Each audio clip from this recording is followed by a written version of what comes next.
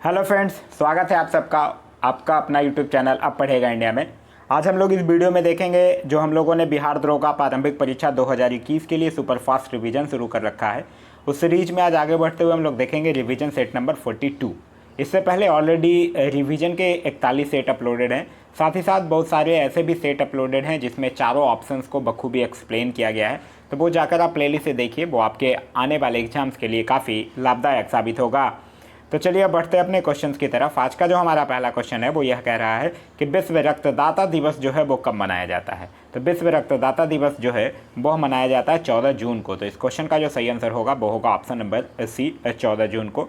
वहीं अगर हम लोग 5 जून की बात करते हैं तो 5 जून को विश्व पर्यावरण दिवस मनाया जाता है। 7 जून की अगर हम लोग बात करते हैं तो 7 जून को विश्व खाद्य सुरक्षा दिवस मनाया जाता है। और 21 जून से आप लोग भली भांति परिचित होंगे, इस दिन अंतर्राष्ट्रीय योग दिवस मनाया जाता है। नेक्स्ट क्वेश्चन कह रहा है कि lockdown lessons living and other stories किन की पुस्तक है। तो यह पुस्तक जो है वो शोभा डे की पुस्तक है। तो इस क्वेश्चन का जो सही आंसर होगा वो होगा option number A, Shobha day. Next कह रहा है कि हाल ही में किस संस्थान के शोधकर्ताओं ने स्वदेशी रिसीवर चिप विकसित किया है जिसे ध्रुव नाम दिया गया है। तो यह जो है वो किसके द्वारा विकसित किया गया है, आईआईटी बॉम्बे के द्वारा विकसित किया गया है। तो इस क्वेश्चन का जो सही आंसर होगा वो होगा option number A, IIT Bombay के द्वारा। वहीं इसका जो मुख्य उद्देश्य है या फिर जो इसका उपयोग है वह देश के स्थानों के सटीक पता लगाने के लिए स्मार्टफोन और नेविगेशन उपकरणों में किया जाएगा। नेक्स्ट कह रहा है कि किसने कोविड-19 से पीड़ित रोगियों के परिवहन हेतु अर्पित नामक एक पृथक परिवहन विकसित किया है। तो अर्पित का फुल फॉर्म होता है airborne rescue pod for isolated transportation, जो कि शुरू किया गया भारतीय वायुसेना के द्वारा। तो इस क्वेश्चन का जो सही आंसर होगा वो होगा ऑप्शन नंबर ए, भारतीय वायुसेना के द्वारा। भारतीय वायुसेना की जो स्थापना है वो 1932 में हुआ था। और अभी जो तत्कालीन एयर चीफ मार्शल हैं उनका नाम है राकेश कुमार सिंह भदौरिया। नेक्स्ट कह रहा है कि किन्हें medal of the order of Australia से सम्मानित किया गया है। तो medal of the order of Australia से सम्मानित किया गया शोभा शेखर को। तो इस क्वेश्चन का जो सही आंसर होगा वो होगा ऑप्शन नंबर सी, शोभा शेखर। शोभा शेखर की अगर बात करते हैं तो शोभा शेखर भारतीय संगीतकार और ऑस्ट्रेलिया के कलाकृति संगीत संगठन के संस्थापक हैं। नेक्स्ट क्वेश्चन हमारा क्वेश्चन नंबर 6 कह रहा मालावी के नए राष्ट्रपति के रूप में किन्हें नियुक्त किया गया है। तो मालावी के नए राष्ट्रपति के रूप में नियुक्त किया गया है लाजरस चकवेरा को। तो इस क्वेश्चन का जो सही आंसर होगा वो होगा option number C, Lazarus Chakwera को। नेक्स्ट कह रहा हाल ही में किन दो देशों को संयुक्त राष्ट्र सुरक्षा परिषद यानी UNCS में 2 वर्ष के लिए गैर अस्थायी सदस्य के रूप में चुना गया 2021-22 के लिए। तो 2021-22 के लिए चुना गया था भारत, आयरलैंड, केनिया तथा नॉर्वे को। तो इस क्वेश्चन का जो सही आंसर होगा वो होगा option number A, Bharat, Ireland, Kenya तथा नॉर्वे। नेक्स्ट कह रहा है कि किल कोरोना अभियान की शुरुआत जो है वो किस राज्य सरकार द्वारा की गई थी। तो किल कोरोना अभियान की शुरुआत जो है वह किया गया था मध्य प्रदेश सरकार के द्वारा। तो इस क्वेश्चन का जो सही आंसर होगा वो होगा ऑप्शन नंबर सी, मध्य प्रदेश सरकार। और इस अभियान का जो मुख्य उद्देश्य था वो था डोर टू डोर सर्वेक्षण करना और लोगों को परीक्षण किट भी देना। नेक्स्ट कह रहा हाल ही में चर्चा में रहा कोहाला हाइड्रो पावर प्रोजेक्ट जो है वो किस नदी से संबंधित है। तो कोहाला हाइड्रो पावर प्रोजेक्ट जो है वो झेलम नदी से संबंधित है। तो इस क्वेश्चन का जो सही आंसर होगा वो होगा ऑप्शन नंबर ए, झेलम नदी से संबंधित है। यह जो कोहाला हाइड्रो पावर प्रोजेक्ट है यह जो पीओ के क्षेत्र है उसमें झेलम नदी पर कोहाला पनबिजली परियोजना के निर्माण के लिए चीन और पाकिस्तान के मध्य समझौता हुआ है। और इस परियोजना का जो निर्माण है वो चीन पाकिस्तान आर्थिक गलियारे के तहत किया जाएगा। नेक्स्ट कह रहा हाल ही में पुरातत्व सर्वेक्षण विभाग ने किस नदी में डूबे 500 साल पुराने मंदिर की खोज की है। तो यह महानदी में डूबे हुए 500 साल पुराने मंदिर की खोज की गई है जिस मंदिर को क्या कहा गया है, मस्तका कहा गया है। तो इस क्वेश्चन का जो सही आंसर होगा वो होगा option number C, Mahanadi. Next कह रहा है कि किस राज्य सरकार ने आई फ्लोज नामक एक बाढ़ चेतावनी प्रणाली की शुरुआत की है। तो यह किया है महाराष्ट्र सरकार ने। तो इस क्वेश्चन का जो सही आंसर होगा वो होगा ऑप्शन नंबर ए, महाराष्ट्र सरकार ने। और इस प्रणाली के तहत 60 से 62 घंटा पहले ही बाढ़ संभावित क्षेत्रों की चेतावनी मिल जाएगी। नेक्स्ट कह रहा है कि किस राज्य सरकार ने देश का पहला ऑनलाइन कचरा विनियम कार्यक्रम शुरू किया है। तो यह किसने किया है, यह किया है आंध्र प्रदेश सरकार ने। तो इस क्वेश्चन का जो सही आंसर होगा वो होगा option number A, Andhra Pradesh सरकार ने। नेक्स्ट कह रहा है कि राधा स्वामी स्पिरिचुअल सेंटर किस शहर में विकसित किया गया है। तो राधा स्वामी स्पिरिचुअल सेंटर जो है वो दिल्ली में विकसित किया गया है। तो इस क्वेश्चन का जो सही आंसर होगा वो होगा ऑप्शन नंबर ए, दिल्ली में विकसित किया गया है। नेक्स्ट कह रहा है कि कर्मभूमि पोर्टल जो है वो किस राज्य सरकार के द्वारा लॉन्च किया गया है।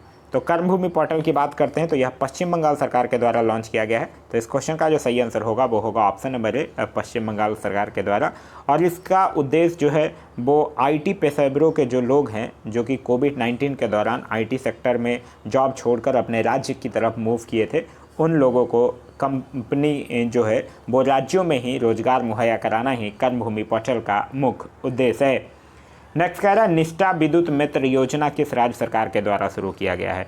तो यह शुरू किया गया है मध्य प्रदेश सरकार के द्वारा। तो इस क्वेश्चन का जो सही आंसर होगा वो होगा option number A, Madhya Pradesh सरकार के द्वारा। और इसका मुख्य उद्देश्य जो है वो महिलाओं को आत्मनिर्भर तथा सशक्तिकरण बनाना है। नेक्स्ट कह रहा है कि हाल ही में बॉलीवुड के किस अभिनेता को पटना नगर निगम का ब्रांड एम्बेसडर बनाया गया है। तो यह बनाया गया संजय मिश्रा को। तो इस क्वेश्चन का जो सही आंसर होगा वो होगा option number D, Sanjay Mishra को पटना नगर निगम का ब्रांड एम्बेसडर बनाया गया है। नेक्स्ट कह रहा है अक्षय ऊर्जा के बारे में लोगों को जागरूक करने के लिए किस पहल की शुरुआत की गई है। तो अक्षय ऊर्जा के बारे में लोगों को जागरूक करने के लिए सोलर संवाद यात्रा पहल जो है वो शुरू किया गया है। तो इस क्वेश्चन का जो सही आंसर होगा वो होगा ऑप्शन नंबर डी, सोलर संवाद यात्रा। नेक्स्ट कह रहा है कि हाल ही में बंधुआ मजदूरी पर आधारित नई किताब bondage human rights and development का विमोचन किया गया। इसके लेखक कौन है। तो इसके लेखक कौन है, इसके लेखक हैं लक्ष्मीधर मिश्रा। तो इस क्वेश्चन का जो सही आंसर होगा वो होगा option number B, Laxmidhar Mishra. Next कह रहा है बिहार विधानसभा चुनाव के दौरान आदर्श आचार संहिता के उल्लंघन के मामले में किस ऐप के द्वारा शिकायत दर्ज की जा सकती है। तो यह जो है वो विजिल के द्वारा लॉन्च किया गया था। तो इस क्वेश्चन का जो सही आंसर होगा वो होगा ऑप्शन नंबर ए, वो विजिल। नेक्स्ट कह रहा है संयुक्त राष्ट्र मानवाधिकार परिषद का गठन जो है वो किस वर्ष किया गया। तो संयुक्त राष्ट्र मानवाधिकार परिषद का गठन जो है वो 2006 में। तो इस क्वेश्चन का जो सही आंसर होगा वो होगा ऑप्शन नंबर डी, 2006 में इसका गठन किया गया है। नेक्स्ट कह रहा है भारतीय थल सेना को कितने कमांडों में बांटा गया है। तो भारतीय थल सेना को 7 कमांड में बांटा गया है। वो कौन कौन से कमांड है, पश्चिमी कमांड, उत्तरी कमांड, मध्य कमांड, पूर्वी कमांड, दक्षिणी कमांड, दक्षिणी पश्चिमी कमांड और ट्रेनिंग कमांड। ठीक है, तो यह 7 कमांडों में भारतीय थल सेना को विभाजित किया गया है। नेक्स्ट कह रहा है कि लेखानुदान बना है। तो लेखानुदान की अगर हम लोग बात करते हैं तो यह जो है वो बजट पारित लंबित होने के कारण निधि आवंटन को लेखानुदान कहा गया है। तो इस क्वेश्चन का जो सही आंसर होगा वो होगा ऑप्शन नंबर सी। नेक्स्ट कह रहा है कि भारतीय संविधान दिवस जो है वो कब मनाया जाता है। तो भारतीय संविधान दिवस जो है वो 26 नवंबर को मनाया जाता है। तो इस क्वेश्चन का जो सही आंसर होगा वो होगा ऑप्शन नंबर बी, 26 नवंबर को मनाया जाता है, क्योंकि भारतीय संविधान जो था वो 26 नवंबर 1949 को ही अंगीकृत किया गया था। नेक्स्ट कह रहा है भारत सरकार का कौन सा अधिकारी जो है वो सदस्य ना होते हुए भी भारतीय संसद की कार्यवाही में भाग लेने का अधिकार रखता है। तो यह कौन रखता है, यह रखता है अटॉर्नी जनरल। तो इस क्वेश्चन का जो सही आंसर होगा वो होगा option number B, attorney general. वहीं अटॉर्नी जनरल की अगर हम लोग बात करते हैं तो भारतीय संविधान के भाग 5 तथा अनुच्छेद 76 के अंतर्गत महान्यायवादी संबंधित उपबंध जो है वो संविधान में वर्णित किए गए हैं। नेक्स्ट कह रहा है भारतीय संविधान के भाग 4 में नीति निर्देशक सिद्धांतों में निम्न में से कौन सा जो है वो सूचीबद्ध है, यह आपसे पूछ रहा है। समान कार्य के लिए सामान्य वेतन, बिल्कुल यह राज्य के नीति निर्देशक तत्व में कहा गया है। समान नागरिक संहिता, ये भी कहा गया है। छोटे परिवार का मानदंड, ये नहीं कहा गया है। और प्राथमिक स्तर पर मातृभाषा में शिक्षा, ये भी नहीं कहा गया है। तो इस क्वेश्चन का जो सही आंसर होगा वो होगा ऑप्शन नंबर बी, 1 और 2 जो है वो राज्य के नीति निर्देशक सिद्धांतों में इसका वर्णन किया गया है। राज्य के नीति निर्देशक सिद्धांतों की अगर बात करते हैं तो यह जो है वो भाग 4 में और अनुच्छेद 36 से 51 में वर्णित है, जिसे कि आयरलैंड के संविधान से लिया गया है। नेक्स्ट कह रहा है कि उन मौलिक अधिकारों का चयन करें जो भारतीय नागरिकों को प्राप्त हैं परंतु गैर नागरिकों को प्राप्त नहीं है। भाषण तथा अभिव्यक्ति की स्वतंत्रता, हाँ ये बिल्कुल भारतीयों को प्राप्त है लेकिन गैर भारतीयों को प्राप्त नहीं है। कानून के समक्ष समता, ये नहीं। अल्पसंख्यकों के अधिकार, ये भी है, ये भी भारतीयों को प्राप्त है परंतु गैर नागरिकों को नहीं प्राप्त है। तो इस क्वेश्चन का जो सही आंसर होगा वो होगा ऑप्शन नंबर ए, 1 और 3 जो है वो भारतीय सिर्फ और सिर्फ भारतीय नागरिकों को प्राप्त है, गैर नागरिकों को प्राप्त जो है वो नहीं है। आप लोगों ने पढ़ रखा होगा कि संविधान के अनुच्छेद 15, 16, 19, 20, 30 ये सब में जो वर्णित मूल अधिकार हैं वो केवल भारतीय नागरिकों को ही प्राप्त है। नेक्स्ट कह रहा भारत में ब्लॉक स्तर पर बनी पंचायत समिति केवल है। तो भारत में ब्लॉक स्तर पर बनी जो पंचायत समिति है वो केवल एक समन्वय और पर्यवेक्षी प्राधिकारी है। तो इस क्वेश्चन का जो सही आंसर होगा वो होगा ऑप्शन नंबर सी। आप लोग अगर पंचायत की अगर हम लोग बात करते हैं तो आप लोग पढ़ रखे होंगे कि त्रिस्तरीय पंचायती राज की व्यवस्था हमारे देश में है, जिसमें ग्राम स्तर पर ग्राम पंचायत, फिर एक पंचायत समिति और जिला स्तर पर जिला परिषद का गठन किया गया है, जिसको कि प्रशासनिक ब्लॉक भी कहा जाता है पंचायत समिति को। क्लियर है। नेक्स्ट कह रहा है कि एक सांसद की सीट को रिक्त घोषित किया जा सकता है यदि वह संसद से लगातार कितने अवधि तक के लिए अनुपस्थित रहता है। तो एक सांसद की सीट को रिक्त घोषित किया जा सकता है यदि वह संसद से लगातार 60 दिन की अवधि तक जो है वो अनुपस्थित रह सकता है। तो इस क्वेश्चन का जो सही आंसर होगा वो होगा ऑप्शन नंबर बी, 2 माह। नेक्स्ट कह रहा है कि राज्य में महाधिवक्ता पद का उल्लेख जो है वो भारतीय संविधान के किस अनुच्छेद में दिया गया है। तो महाधिवक्ता का प्रावधान जो है वो भाग 6 के अनुच्छेद 165 में दिया गया है। तो इस क्वेश्चन का जो सही आंसर होगा वो होगा ऑप्शन नंबर डी, अनुच्छेद 165 में। और महाधिवक्ता जो है उसकी नियुक्ति जो है वो राज्यपाल के द्वारा किया जाता है, और राज्यपाल जो है वो एक ऐसे व्यक्ति को महाधिवक्ता नियुक्त करता है जो उच्च न्यायालय के न्यायाधीश होने की योग्यता रखता हो। नेक्स्ट कह रहा है कि निम्न में से किस चार्टर अधिनियम के द्वारा बंगाल के गवर्नर जनरल को भारत का गवर्नर जनरल कहा जाने लगा। तो यह किस अधिनियम 1833 के चार्टर अधिनियम के तहत बंगाल के जो गवर्नर जनरल पद था उसको भारत का गवर्नर जनरल कहने जाने लगा, और भारत के जो प्रथम गवर्नर जनरल थे वो लॉर्ड विलियम बेंटिक हुआ था। तो इस क्वेश्चन का जो सही आंसर होगा वो होगा ऑप्शन नंबर बी, 1833 के चार्टर अधिनियम के द्वारा ही लॉर्ड विलियम बेंटिक जो था वो बंगाल का अंतिम गवर्नर जनरल और भारत का प्रथम गवर्नर जनरल था। नेक्स्ट कह रहा है निम्नलिखित में से किस एक अधिनियम में भारत में संघीय न्यायालय का प्रावधान जो है वो उपलब्ध था। तो भारत में संघीय न्यायालय का प्रावधान जो है वो भारत शासन अधिनियम 1935 के तहत था। तो इस क्वेश्चन का जो सही आंसर होगा वो होगा ऑप्शन नंबर डी, भारत शासन अधिनियम 1935। वहीं आप लोग एक और भी पढ़े होंगे कि 1773 के रेगुलेटिंग एक्ट के तहत 1774 में कलकत्ता में भी एक सुप्रीम कोर्ट की स्थापना की गई थी।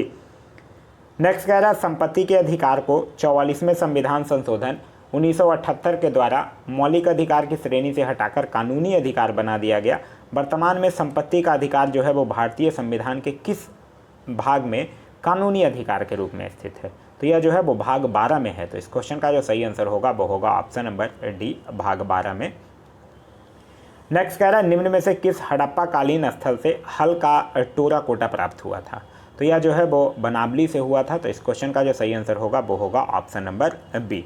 वहीं कालीबंगन की बात करते हैं तो कालीबंगन से जोते हुए एक खेत के जो है प्रमाण जो है वो यहाँ से मिलता है।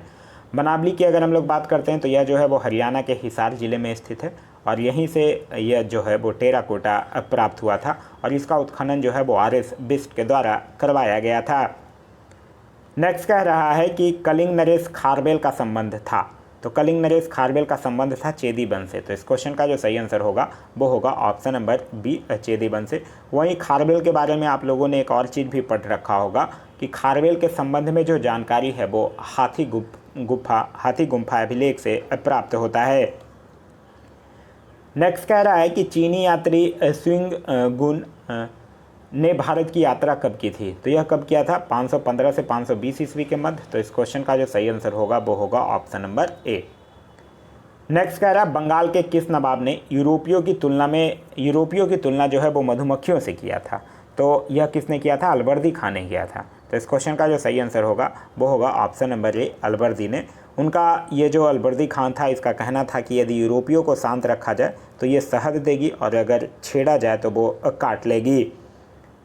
नेक्स्ट कह रहा वास्को डिगामा कालीकट में किस वर्ष पहुंचा था। तो वास्को डिगामा जो है वो 1498 में कालीकट पहुंचा था। तो इस क्वेश्चन का जो सही आंसर होगा वो होगा ऑप्शन नंबर बी, 1498 में वो कालीकट पहुंचा था। नेक्स्ट कह रहा निम्नलिखित में से किसने इंग्लैंड के राजकुमार चार्ल्स द्वितीय को कैथरीन ऑफ ब्रिंजा से विवाह में दहेज दिया था। तो यह जो है वो पुर्तगालियों जो थे वो इंग्लैंड के राजकुमार चार्ल्स द्वितीय को कैथरीन ऑफ ब्रेंजा से विवाह में दहेज दिया था? तो इस क्वेश्चन का जो सही आंसर होगा वो होगा ऑप्शन नंबर डी, पुर्तगालियों ने। और क्या दहेज में दिया था? बम्बई को दहेज में दिया था। नेक्स्ट कह रहा फोर्ट विलियम जो है वो किस राज्य में स्थित है? तो फोर्ट विलियम जो है वो पश्चिम बंगाल में स्थित है। तो इस क्वेश्चन का जो सही आंसर होगा वो होगा ऑप्शन नंबर बी, पश्चिम बंगाल में स्थित है। और सर चार्ल्स आयर जो था वो फोर्ट विलियम्स का पहला प्रेसिडेंट हुआ था। नेक्स्ट कह रहा है 19वीं शताब्दी में अंग्रेज भारत से ब्रिटेन निम्नलिखित में से किस वस्तु का निर्यात करते थे? तो 19वीं शताब्दी में अंग्रेज जो थे वो भारत से ब्रिटेन कपास का निर्यात मुख्यतः करते थे। तो इस क्वेश्चन का जो सही आंसर होगा वो होगा ऑप्शन नंबर डी, कपास का। वहीं यूरोपीय कंपनियां जो थी वो भारत से सूती वस्त्र, नील, सोरा और अफीम का भी निर्यात करते थे। नेक्स्ट कह रहा है कि बंगाल में तत्बोधिनी सभा की स्थापना जो है वो किसने किया था?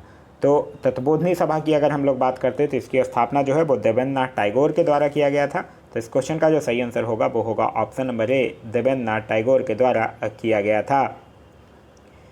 नेक्स्ट कह रहा है चंपारण सत्याग्रह में गांधी जी ने किसके पक्ष में संघर्ष किया था? तो चंपारण सत्याग्रह में गांधी जी ने किसानों के पक्ष में सत्याग्रह किया था। तो इस क्वेश्चन का जो सही आंसर होगा वो होगा ऑप्शन नंबर ए, किसानों के पक्ष में। वहीं राजकुमार शुक्ल एक किसान नेता थे जिनके प्रेरित करने के बाद गांधी जी जो थे वो चंपारण गए थे। और यह जो मेनली था वो 3 कठिया पद्धति के विरुद्ध था। नेक्स्ट कह रहा सल्तनत की राजधानी के रूप में आगरा की स्थापना जो है वो किसने किया था? तो आगरा की स्थापना जो है वो सिकंदर लोदी के द्वारा करवाया गया था, जिसने 1504 ईस्वी में आगरा शहर की नींव डाली थी। तो इस क्वेश्चन का जो सही आंसर होगा वो होगा option number A, Sikandar Lodi ने। नेक्स्ट कह रहा है कि बिंदुसार की राज्यसभा में आने वाला एक सीरिया का राजदूत कौन था? तो एक सीरिया का राजदूत था, उसका नाम था डाइमेकस। तो इस क्वेश्चन का जो सही आंसर होगा वो होगा ऑप्शन नंबर बी। बिंदुसार से एक और चीज़ याद रखिएगा, बिंदुसार को जैन ग्रंथों में सिंह सेन कहा गया है। वहीं बौद्ध विद्वान जो तारानाथ था वो बिंदुसार को 16 राज्यों का विजेता बताता है। और साथ ही साथ बिंदुसार को अमित्रघात के नाम से भी जाना जाता है। नेक्स्ट कह रहा है कि गाइनाडोमॉर्फॉर्म जो है वो क्या है? तो यह जो है वो एक ऐसे जानवर अथवा कीट हैं जो नर तथा मादा दोनों के गुणों को प्रदर्शित करते हैं। तो इस क्वेश्चन का जो सही आंसर होगा वो होगा ऑप्शन नंबर ए। नेक्स्ट कह रहा है कि हेनसोंग ने जिस कनिष्क बिहार को देखा था वो कहाँ स्थित था? तो हेनसोंग ने जिस कनिष्क बिहार को देखा था वो पुरुषपुर में स्थित था। तो इस क्वेश्चन का जो सही आंसर होगा वो होगा ऑप्शन नंबर ए, पुरुषपुर में स्थित था। जो कुषाण शासक था कनिष्क, उसने अपनी राजधानी जो है वो पुरुषपुर या पेशावर में कनिष्क चैत्य तथा कनिष्क बिहार का निर्माण करवाया था। नेक्स्ट कह रहा है निम्नलिखित में से कौन जो है वो रेगुलेटिंग अधिनियम में उल्लेखित गवर्नर जनरल की परिषद का सदस्य नहीं था? तो हाइड जो था वो रेगुलेटिंग अधिनियम में गवर्नर जनरल परिषद का सदस्य नहीं था।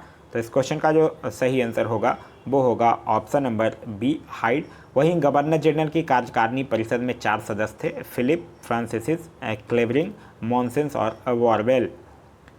नेक्स्ट कह रहा है पारिस्थितिकी दृष्टिकोण से पूर्वी घाटों और पश्चिमी घाटों के बीच एक अच्छा संपर्क होने के रूप में निम्नलिखित में से किसका महत्व जो है वो अधिक है?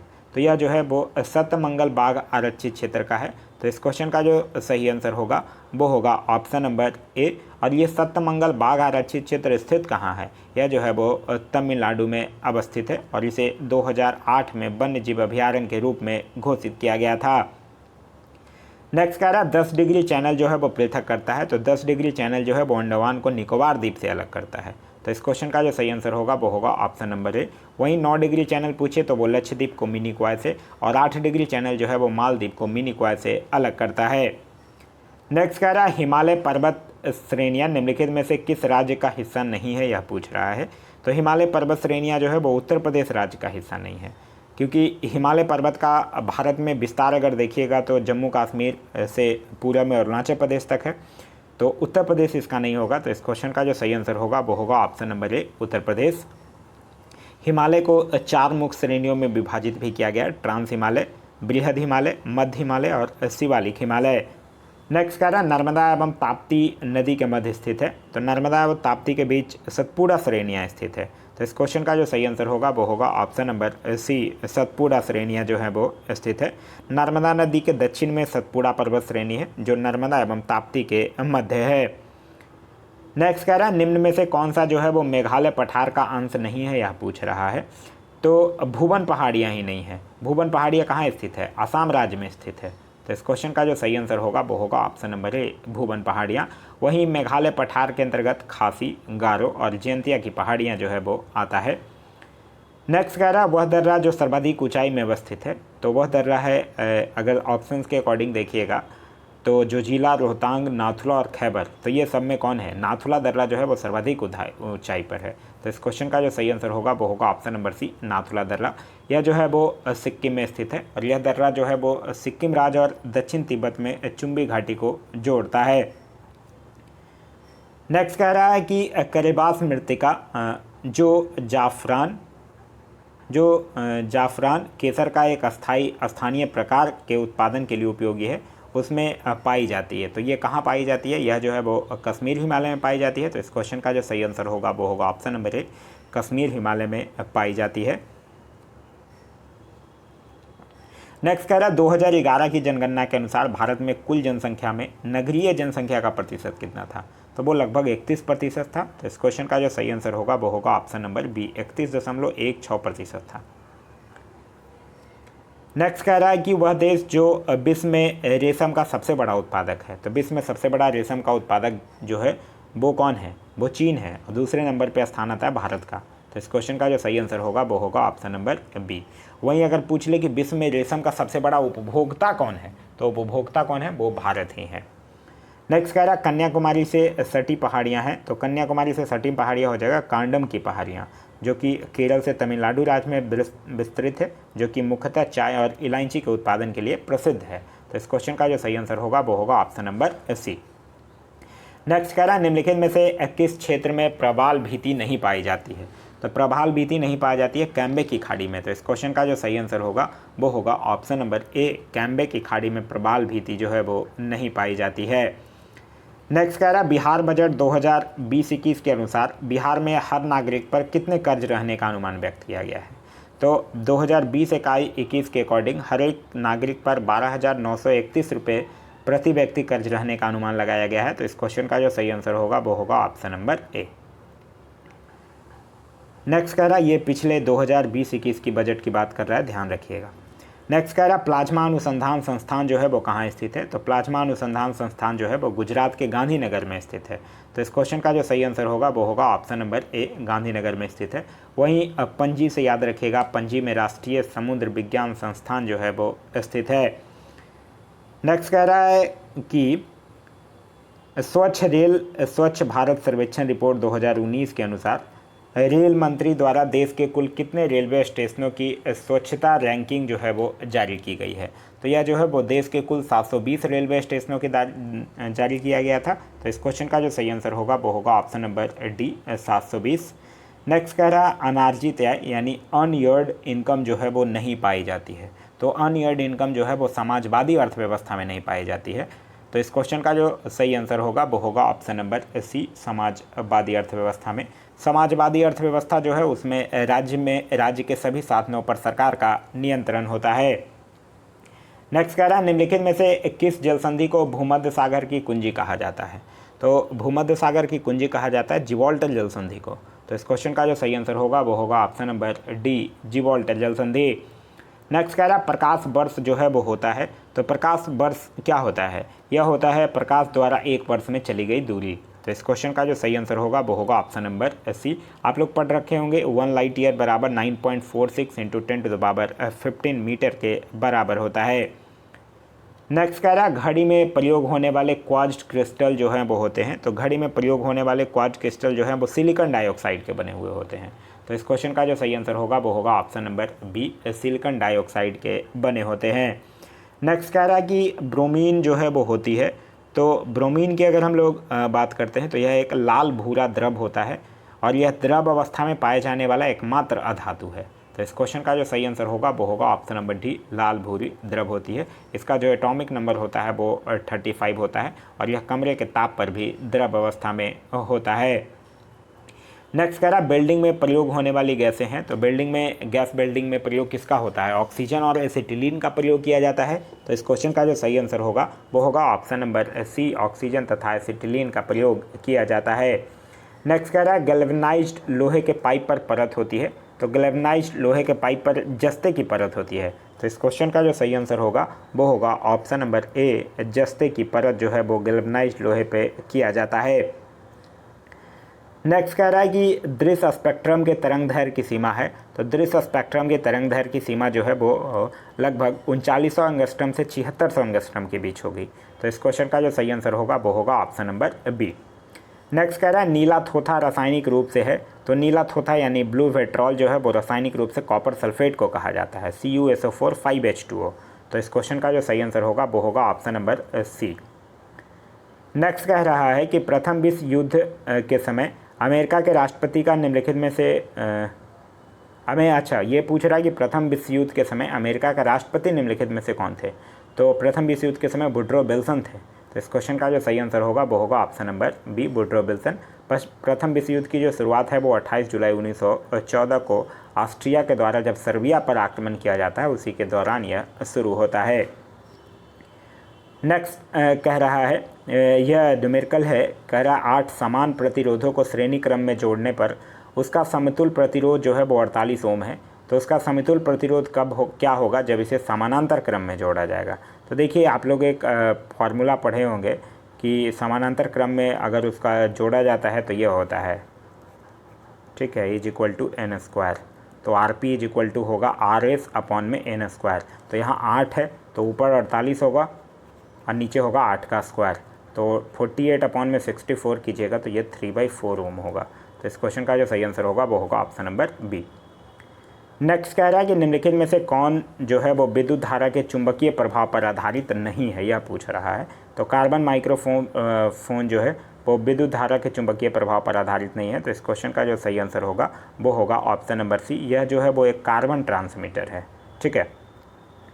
नेक्स्ट कह रहा है यांत्रिक ऊर्जा को विद्युत ऊर्जा में परिवर्तित करने वाली युक्ति जो है वो क्या कहलाती है।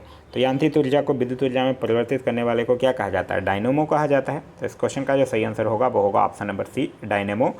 नेक्स्ट कह रहा है विद्युत परिपथ में फ्यूज का कार्य। तो विद्युत परिपथ में फ्यूज का कार्य जो होता है वो मतलब जब ओवरलोडिंग या लघु पतन की स्थिति में परिपथ को भंग करना, यही तो फ्यूज का काम होता है कि जब आप उसे ओवरलोड देते हैं उससे पहले जो है वो क्या होता है, फ्यूज उड़ जाता है। तो इस क्वेश्चन का सही आंसर होगा ऑप्शन नंबर सी। नेक्स्ट कह रहा है किस प्रकार के रेल इंजन की दक्षता जो है वो सर्वाधिक होती है, यानी दक्षता यानी इफिशियंसी जो है वो किसकी सबसे ज़्यादा होगी, डीजल इंजन की। तो इस क्वेश्चन का जो सही आंसर होगा वो होगा option number B, diesel engine की दक्षता जो है वो सर्वाधिक होती है। नेक्स्ट कह रहा है कि मानव हृदय में प्रकोष्ठों की संख्या कितनी होती है। तो मानव हृदय में 4 प्रकोष्ठ होते हैं। तो इस क्वेश्चन का जो सही आंसर होगा वो होगा ऑप्शन नंबर डी, 4 प्रकोष्ठ जो हैं वो होते हैं। वही मेढक, गिरगिट, सांप, छिपकली ये सब में प्रकोष्ठों की संख्या जो है वो 3 होती है। नेक्स्ट कह रहा है मानव शरीर में रक्त परिसंचरण की खोज किसने किया था। तो मानव शरीर में रक्त परिसंचरण की खोज जो है वो विलियम हार्वे के द्वारा किया गया था। तो इस क्वेश्चन का जो सही आंसर होगा वो होगा option number C, William Harvey. Next कह रहा है सबसे गाढ़ा श्वेत रुधिराणु जो है वो क्या है, तो वो है मोनोसाइट। तो इस क्वेश्चन का जो सही आंसर होगा वो होगा ऑप्शन नंबर ए, एक केंद्राणु यानी मोनोसाइट। सबसे छोटा WBC पूछे तब हो जाएगा लिम्फोसाइट, सबसे अधिक WBC पूछे तब हो जाएगा न्यूट्रोफिल्स, और सबसे कम WBC पूछे तब हो जाएगा बेसोफिल्स। नेक्स्ट कह रहा है कि निम्नलिखित में से किसकी उपस्थिति के कारण रक्त वाहिका में बहते समय रक्त में थक्का नहीं जम पाता। तो यह जो है वो यकृतिन में। तो इस क्वेश्चन का जो सही आंसर होगा वो होगा ऑप्शन नंबर ए। नेक्स्ट कह रहा है कि पंबा सिंचाई परियोजना जो है वो किस राज्य में स्थित है। तो पंबा सिंचाई परियोजना की अगर बात करते हैं तो यह जो है वो पंबा नदी पर केरल राज्य में स्थित है। तो इस क्वेश्चन का जो सही आंसर होगा वो होगा ऑप्शन नंबर ए, केरल में स्थित है। नेक्स्ट कह रहा है कि खून का वह महत्वपूर्ण घटक जो स्कंदन में सहायता करता है। तो स्कंदन में सहायता कौन करता है, प्लेटलेट्स। तो इस क्वेश्चन का जो सही आंसर होगा वो होगा ऑप्शन नंबर ए। नेक्स्ट कह रहा है उर्वरक में निम्नलिखित तत्व में से कौन सा जो है वो उपलब्ध नहीं होता है, यह पूछ रहा है। नाइट्रोजन होता है, हाइड्रोजन होता है, क्लोरीन नहीं होता है और फास्फोरस होता है। तो इस क्वेश्चन का जो सही आंसर होगा वो होगा ऑप्शन नंबर सी, क्लोरीन नहीं होता है। यह जो है वो प्रकृति में मुक्त अवस्था में नहीं पाया जाता है। नेक्स्ट कह रहा है छपेली किस राज्य का प्रसिद्ध लोक नृत्य है। तो छपेली जो है वो हिमाचल प्रदेश का है। छपेली हो गया, धमान हो गया, महाथू, झूमर, चंबा, यह सब जो है वो हिमाचल प्रदेश का है। तो इस क्वेश्चन का जो सही आंसर होगा वो होगा option number B, Himachal Pradesh. Next कह रहा है अपनी पिघली अवस्था में विद्युत का चालन करने वाला पदार्थ है। तो अपनी पिघली अवस्था में विद्युत का चालन करने वाला पदार्थ जो है वो क्या है, सामान्य लवण या साधारण लवण है। तो इस क्वेश्चन का सही आंसर होगा वो होगा ऑप्शन नंबर सी। नेक्स्ट कह रहा है मैनचेस्टर नहर जो है वो किन दो स्थानों के बीच स्थित है। तो मैनचेस्टर नहर जो है वो मैनचेस्टर और लिवरपूल के बीच स्थित है। तो इस क्वेश्चन का सही आंसर होगा वो होगा ऑप्शन नंबर बी। नेक्स्ट कह रहा है महासागरों से शुद्ध जल किस विधि से प्राप्त किया जा सकता है। तो महासागरों से शुद्ध जल जो है वो आसवन विधि से प्राप्त किया जा सकता है। तो इस क्वेश्चन का जो सही आंसर होगा वो होगा ऑप्शन नंबर बी, आसवन विधि से। नेक्स्ट कह रहा है कि निम्नलिखित में से कौन सुमेलित नहीं है, यह आपसे पूछ रहा है। कह रहा है कि पारबूड बाघ अभ्यारण्य अरुणाचल प्रदेश सुमेलित है। उसके बाद कह रहा है डंपा बाघ अभ्यारण्य सिक्किम, यह गलत है क्योंकि डंपा बाघ अभ्यारण्य जो है वो मिजोरम में स्थित है। तो इस क्वेश्चन का सही आंसर होगा ऑप्शन नंबर बी। नेक्स्ट कह रहा है ऑन कॉन्ट्राडिक्शन किसकी रचना है। तो ऑन कॉन्ट्राडिक्शन जो है वो उसके लेखक हैं मोत्से तुंग। तो इस क्वेश्चन का सही आंसर होगा वो होगा ऑप्शन नंबर बी। नेक्स्ट कह रहा है चाइना कप का संबंध निम्नलिखित में से किस खेल से है। तो चाइना कप का संबंध जो है वो जिम्नास्टिक से है। तो इस क्वेश्चन का जो सही आंसर होगा वो होगा ऑप्शन नंबर सी, जो जिम्नास्टिक है, इससे चाइना कप का संबंध है। वहीं अगर हम लोग बैडमिंटन की बात करते हैं तो बैडमिंटन से याद रखिएगा, बैडमिंटन से नारंग कप, चड्डा कप, अमृत कप, ये सब बैडमिंटन से संबंधित है। बास्केटबॉल से याद रखिएगा challenge cup, Nehru cup, federation cup, ये सब बास्केटबॉल से संबंधित है। और अगर पोलो की बात करते हैं तो पोलो से याद रखिएगा राधा मोहन कप और क्लासिक कप। नेक्स्ट कह रहा है बिहार के कितने ज़िले जो हैं वो अंतर्राष्ट्रीय सीमा नेपाल से के साथ बनाते हैं। तो यह जो है वो देखिए टोटल 7 जिला हो जाएगा, किशनगंज, अररिया, सुपौल, सीतामढ़ी, पूर्वी चंपारण, पश्चिमी चंपारण और मधुबनी। तो इस क्वेश्चन का जो सही आंसर होगा वो होगा ऑप्शन नंबर सी, 7। आगे पूछ रहा बिहार राज्य में लिंगानुपात जो है वो कितना है। तो बिहार राज्य में लिंगानुपात जो है वो 918 है। तो इस क्वेश्चन का जो सही आंसर होगा वो होगा ऑप्शन नंबर डी, 918। लिंगानुपात आप लोगों को पता ही होगा कि प्रति 1000 पुरुषों पर जो महिलाओं की संख्या होती है वो लिंगानुपात कहलाता है।